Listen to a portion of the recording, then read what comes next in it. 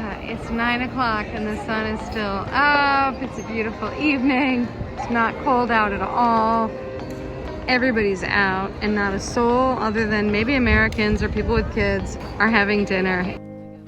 We arrived in the lively city of Cadiz, ready for some fun and for some decompression.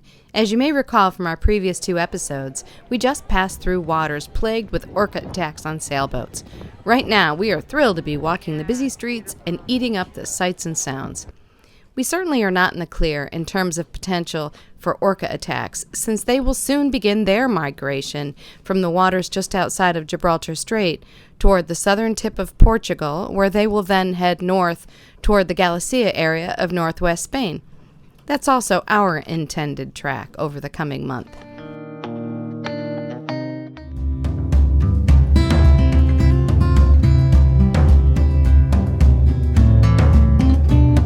Hi, I'm Tom.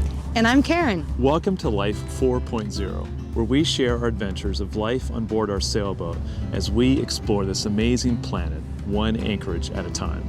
This summer, we're crossing much of the Mediterranean, from Greece to Italy, Malta, Spain, including passing out through the Gibraltar Strait, then along the Portuguese coast before we finish in the Galicia area of northwest Spain. We spend at least half of the year sailing, and the remainder enjoying the beautiful New England region of the United States. It's Candelaria Square or Plaza. So there's all these little plazas all over Cadiz, and they're so darling. Not always sure what each one is about, but they're pretty nice. So this plaza is just lovely. The statue in the center is incredible, and this is just the back of it.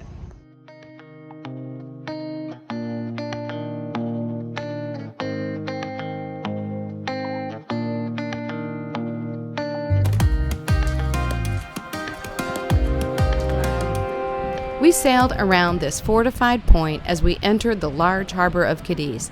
It's a great place for tourists and locals alike to soak in the sun. All right, we are saying goodbye to Cadiz. 2 nights here at Puerto Americo. Had a really nice time. Just kind of chilling after all the high intensity of trying to dodge orcas, and we really enjoyed Cadiz. The port is in a very the marina is in a very working part of the port, but that was fine with us, and we had a nice half-hour walk into town each way. And yeah, big thumbs up to Cadiz. And a big yawn by the skipper, which is a little troubling. Got to be on our game again, can't let down. Got a nice sunrise. We're heading out through the main shipping channel here. It's a pretty broad bay in Cadiz, but there are some shallow areas, so we're going to stick to the shipping channel. And we're headed up the coast further up in Spain, eventually getting to the border with Portugal.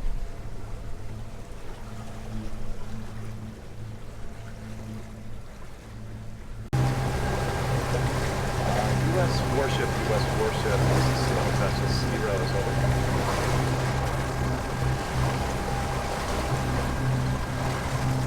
This is warship 78. Roger, over. Yes, it's checking your danger dial signal. Is that for us? We're on your starboard bow. Negative. Sailboat vessel is crossing our bow. Roger that. Thank you very much. We will be turning 245. Roger that. We'll stay out of your way. Let's just sit on about the seat. Let's clear in 16. All right, we are headed out of the harbor of Cadiz, and just as we got going, we heard on the radio a security message from U.S. government vessel blah blah blah. It had a number 78. So I'm assuming that's the number on the ship. And there it is coming out. It had a tug over there, another one that was helping it out. So we're kind of curious what. A couple things. Why we're referring to our ships as U.S. warships when we're overseas. We've heard that several times, rather than just saying United States Navy or U.S. government vessel, which is how it's named on AIS. They seem to want to call it on the radio U.S. warship. After they had come out a little bit, they blasted 5 horns, which is danger doubt, which basically means, hey, there's a risk of us colliding with somebody. I didn't see any boats around, so I got on the radio and called them and asked them if the danger doubt signal was for us. We were the boat on their starboard bow, and he said negative. There was another boat crossing in front of them. Oh, there they go again. Yeah, it's those little fishing boats that are coming at them. But I mean, fair enough. Yeah. We've had boats come up and Right. hit our ships before. Right. I'm sure they've got a gun or two aimed at them right now, given the history. Yeah, there's that boat, small boat. Fishing boats coming in. Right. And they did call us security, so fair enough. Yeah, right. So definitely they're quick on their danger doubt signals. But good to know that we weren't an issue for them. It's a pretty wide channel here, but we just wanted to make sure that we weren't getting in the way. And Karen was hoping to call and chat with them about the U.S. stuff, telling them we're a U.S. flag vessel as well. So we're a U.S. pleasure flag boat, not a warship. No, we're not a warship. Yeah, we're not at war with anybody I'm aware of. And Especially not the orcas. we're not at war with the orcas. Orcas are friends, just they're distant friends. We like to keep it that way. Right, right. Social distance. Yeah. Social distance. So this next leg is a little bit less risk for orcas, recent attacks, but there have been attacks up in this bay from Cadiz up around to Faro and Lagos. So we're still on alert, still watching, and probably do short watch changes and all that just to stay fresh. But you know, it's still important for us to keep a lookout. You never know where they're going to surface. There are, I counted 14 ships out here at anchor for what it seems like a relatively small river. Between Cadiz and the border with Portugal, we stopped at the working port town of Mazagon, just inside the opening of Huelva River.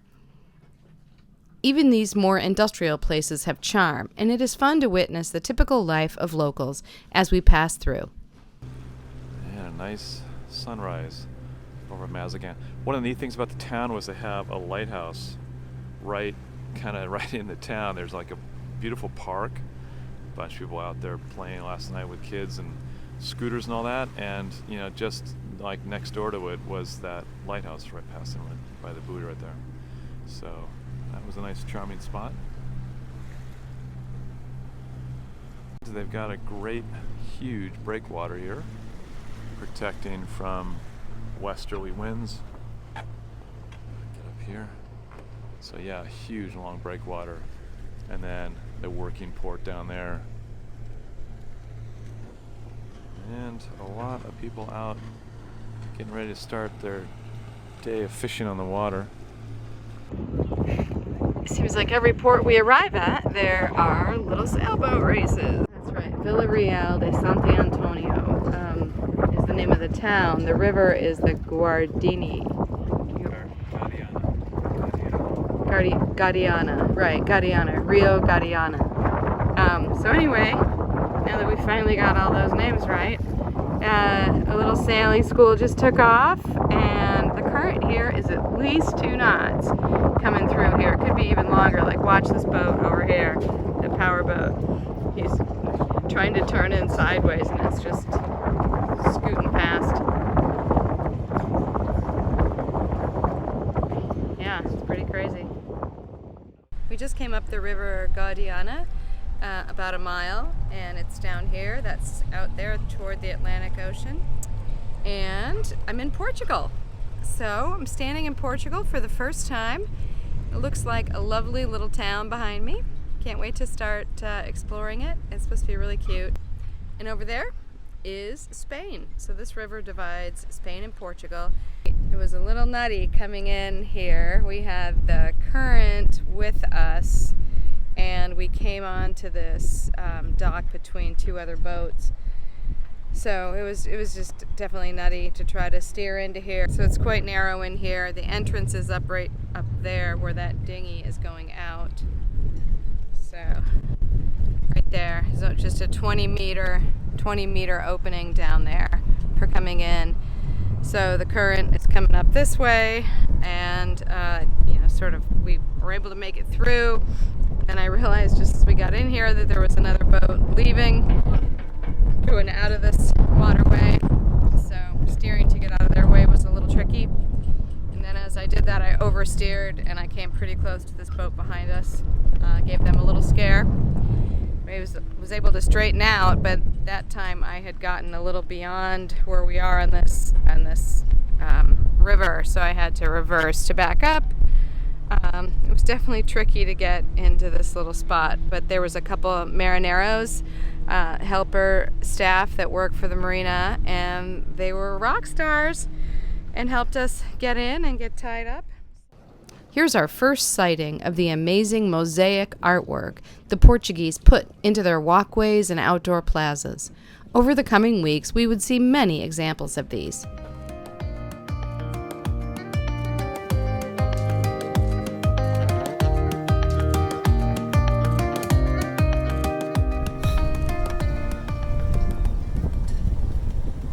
What you doing?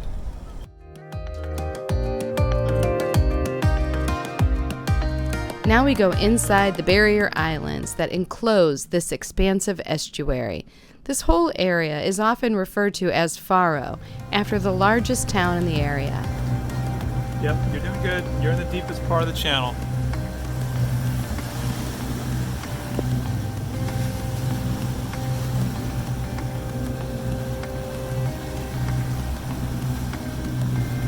We're anchored at Culatra off of Faro, and there are a ton of boats with the same idea as us.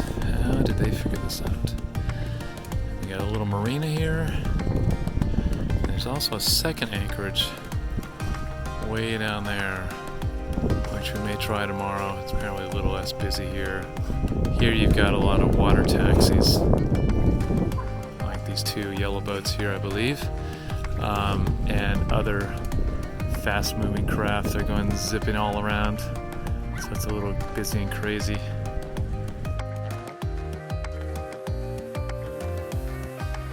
A quick walk across the narrow island takes us to the steep beach on the Atlantic.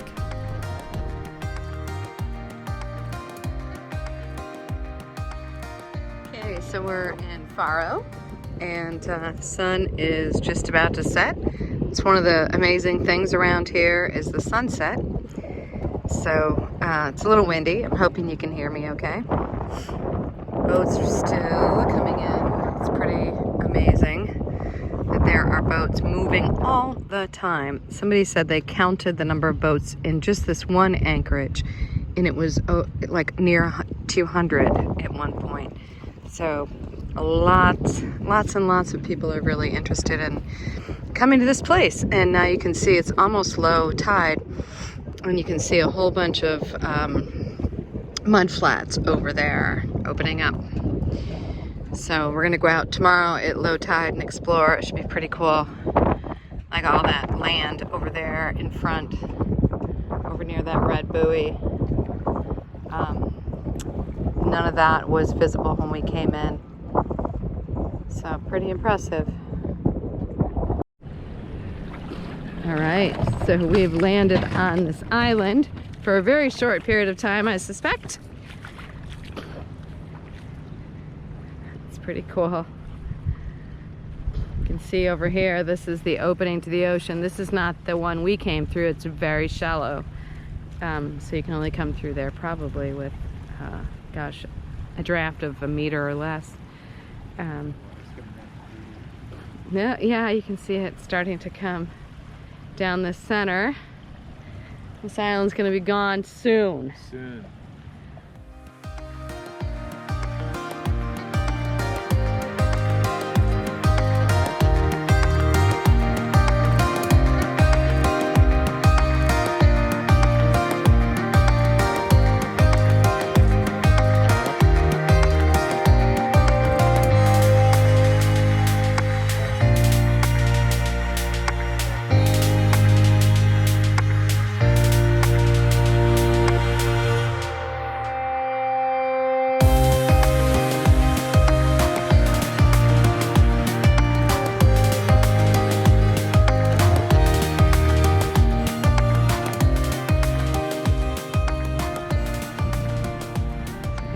tide receded, it created all these little areas, these ripples in the waves and swirls and all kinds of stuff. You can see there's a little river coming in through here where the sand is a little bit shallower in one area than another. You can literally just watch it come up.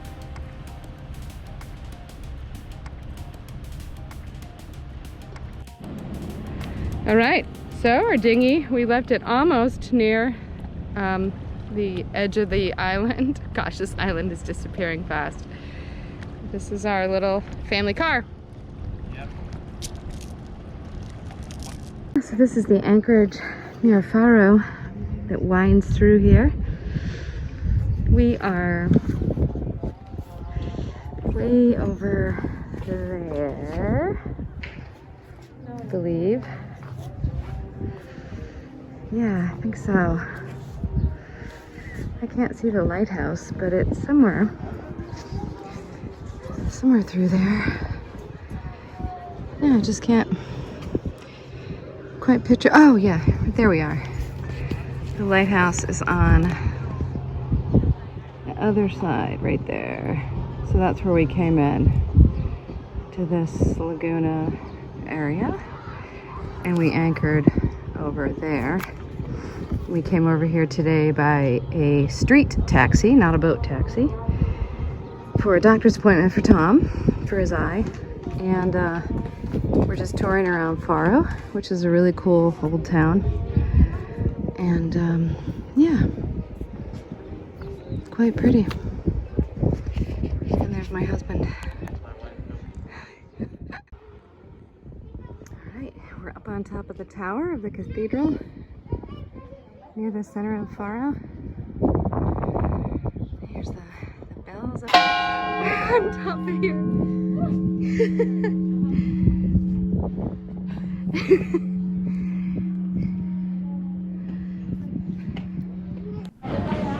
More of the amazing Portuguese mosaics.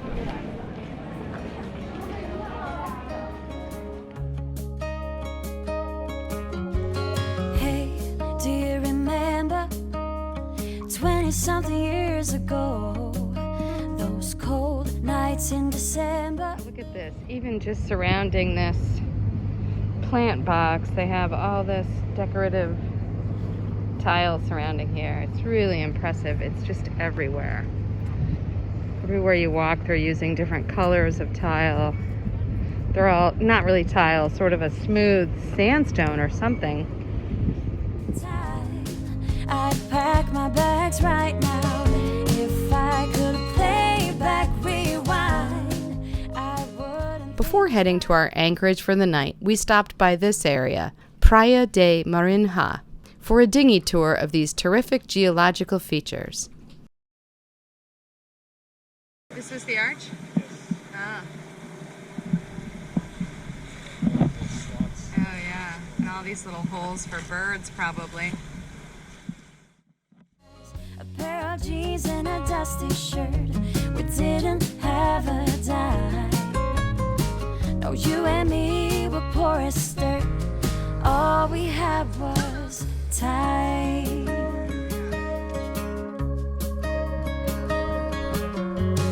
Hey, do you remember sneaking out in the night? Me playing the Fender and you singing, oh, it's alright. Our last stop in this episode is in the Portimao, Faragudo area, where we had our first taste of Portuguese stew. Oh wow, look at that. Really, really good. The whole Can you feel the smell? Our last several hops have been in what is known as the Algarve region of Portugal, one of the most popular tourist destinations and an area that we, unfortunately, were not able to spend enough time in. We have a hard date for arriving in Lisbon, Portugal, and that has required us to keep hopping along. Hope you enjoyed the Atlantic coasts of southern Spain and Portugal. Shiny stars over us. just a dream guiding us, and not a single cloud in the sky. If I could go back in time, I'd pack my bags right now. If I could play back my life, I wouldn't think twice. A pair of jeans and a If you enjoyed this, please subscribe to our channel and click on the bell to get notified of new videos.